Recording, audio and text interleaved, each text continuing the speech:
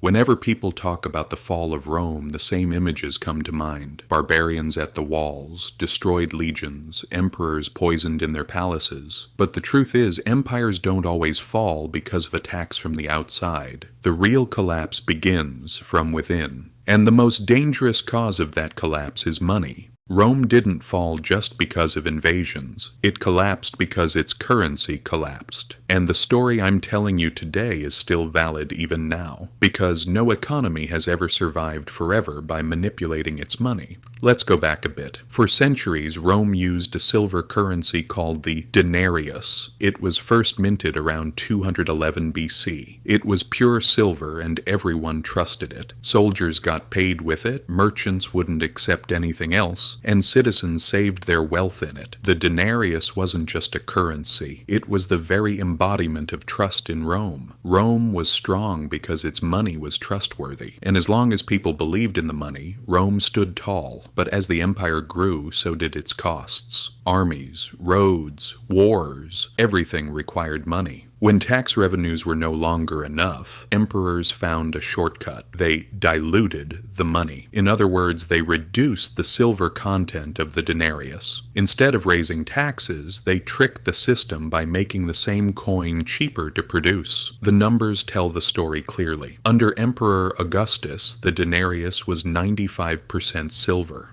Under Caracalla, it dropped to 50%. By the time of Gallienus, it had fallen below 5%. So a coin that was once pure silver had turned into a piece of bronze coated with a thin layer of silver. And the people noticed. As the value of money fell, prices soared. Bread that once cost 1 denarius now cost dozens within a few years. This wasn't just about numbers. People's lives were destroyed. As soldiers' pay lost value, they demanded more money. Merchants no longer wanted to accept this devalued currency. People went back to bartering goods directly. The economy entered a full-blown crisis of confidence, and emperors thought the solution was to mint even more coins, repeating the same mistake over and over again. It was a never-ending cycle. The more they printed, the less it was worth. Eventually, everything fell apart. In the 3rd century, Rome plunged into complete chaos. Civil wars, plagues, uprisings. Every few months, a new emperor came to power, and another one was overthrown. But behind it all, the real reason was the same. The economy had collapsed,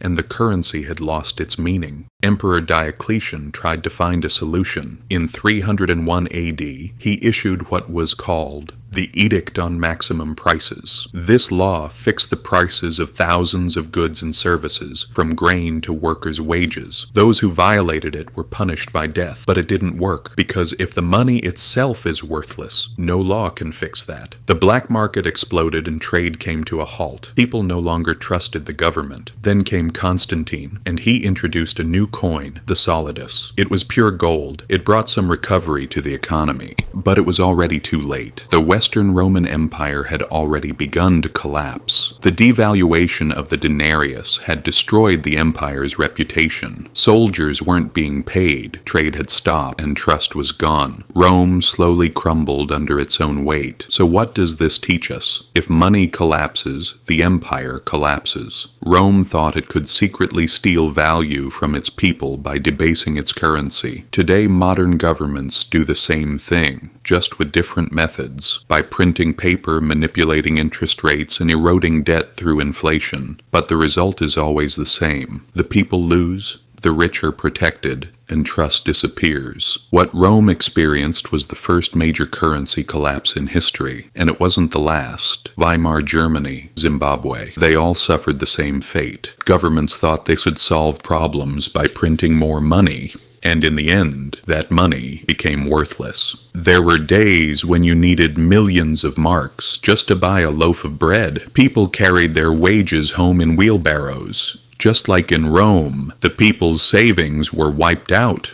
And still, the whole world runs on the same system today. Paper money with no real value based entirely on trust. That's why if another crisis hits, it won't just affect one country, the whole world could suffer. And history has shown us this over and over again. Those who hold real assets survive. The others lose everything along with the system. There are 3 lessons you should take from this story. 1. Inflation is not an accident. It's a policy. 2. Real wealth isn't in paper. It's in your land, your skills, and what you produce. 3. Nothing stays the same forever. The Romans could never have imagined that their money would one day become worthless, but it did, and this cycle keeps repeating itself as long as humanity forgets. And finally, never forget this. History doesn't repeat itself exactly, but if you don't understand it, it will crush you just the same. History has the answers, and he'll show you how to find it. If this gave you valuable insight, subscribe and like the video.